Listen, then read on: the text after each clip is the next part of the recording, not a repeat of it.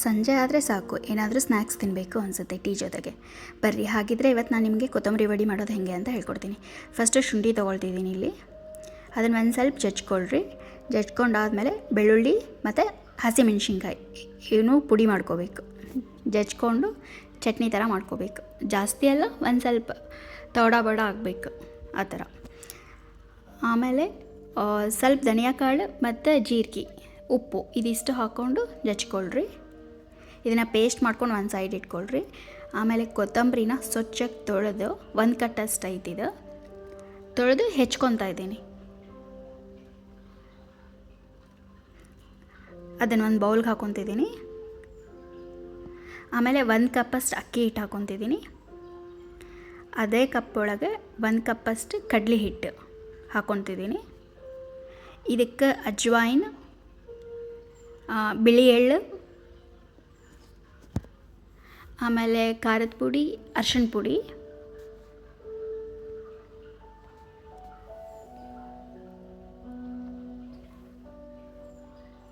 ಆಗಲೇ ನಾವೇನು ಮಾಡಿ ಇಟ್ಕೊಂಡಿದ್ವಲ್ಲ ಆ ಪೇಸ್ಟನ್ನು ಹಾಕ್ಕೋಬೇಕು.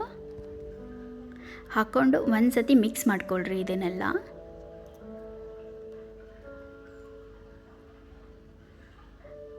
ಆಮೇಲೆ ಉಪ್ಪು ಹಾಕ್ಕೊತಿದ್ದೀನಿ. ಆಗಲೇ ಚಟ್ನಿಗೆ ಒಂದು ಸತಿ ಹಾಕಿದ್ದೆ, ಈಗ ನೋಡ್ಕೊಂಡು ಹಾಕ್ಕೊಳ್ರಿ ಉಪ್ಪು. ಆಮೇಲೆ ಸಕ್ಕರೆ ಹಾಕ್ಕೋಬೇಕು. ಇದಕ್ಕೆ ಸ್ವಲ್ಪ ನೀರು ಹಾಕ್ಕೊಳ್ರಿ, ಜಾಸ್ತಿ ಹಾಕ್ಕೋಬೇಡ್ರಿ. ಇದನ್ನು ಹಿಟ್ಟು ಕಲಿಸ್ಕೋಬೇಕು. ಇದು ಮಹಾರಾಷ್ಟ್ರೀಯನ್ ರೆಸಿಪಿ ಐತಿ.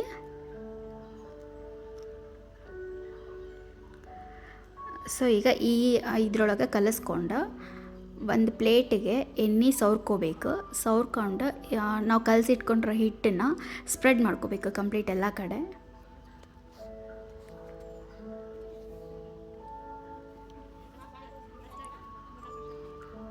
ಮಕ್ಕಳು ಏನಾದರೂ ಸ್ನ್ಯಾಕ್ಸ್ ಅಂತ ಕೇಳ್ತಾರಲ್ಲ, ಆ ಟೈಮಲ್ಲಿ ಇದನ್ನು ಮಾಡಿಕೊಡ್ಬೋದು.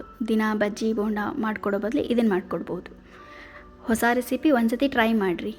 ಹೆಂಗೆ ಬಂತು ಅಂತ ಕಮೆಂಟ್ ಬಾಕ್ಸಲ್ಲಿ ತಿಳಿಸ್ರಿ ನನಗೆ. ಆಮೇಲೆ ಮೇಲೆ ಒಂದು ಸತಿ ಎಳ್ಳು ಉದುರಿಸ್ಕೊಂಡು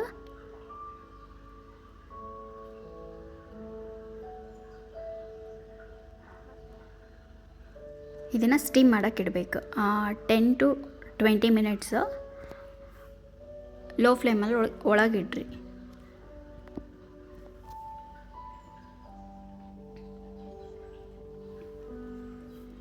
ಆಮೇಲೆ ಇದು ಆಗೈತೋ ಇಲ್ಲೋ ಅಂತ ಹೇಳಿ ಒಂದು ಟೂತ್ ಪಿಕ್ಕಿಂದ ಚೆಕ್ ಮಾಡ್ಕೊಳ್ರಿ, ಅದು ಅಂಟಬಾರ್ದು.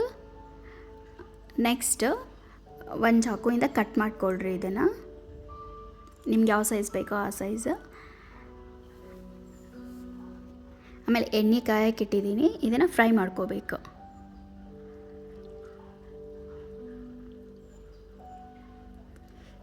ಈಗಂತೂ ಮಳೆಗಾಲ ಸ್ಟಾರ್ಟ್ ಆಯ್ತು. ಮಳೆಯೊಳಗೆ ಇದನ್ನು ಕೊತ್ತಂಬರಿ ವಡಿ ಮಾಡಿಕೊಂಡು ಚಹಾ ಜೊತೆಗೆ ತಿಂತಿದ್ರೆ ಮಸ್ತ್ ಇರುತ್ತೆ.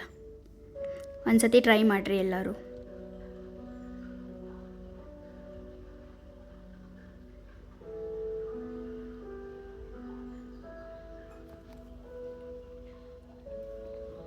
ಸೊ ಎಲ್ಲನೂ ಹಾಗೆ ಕರ್ಕೊಂಡು ಇದನ್ನು ಪುದೀನ ಚಟ್ನಿ ಜೊತೆ ಸರ್ವ್ ಮಾಡ್ಕೋಬೇಕು.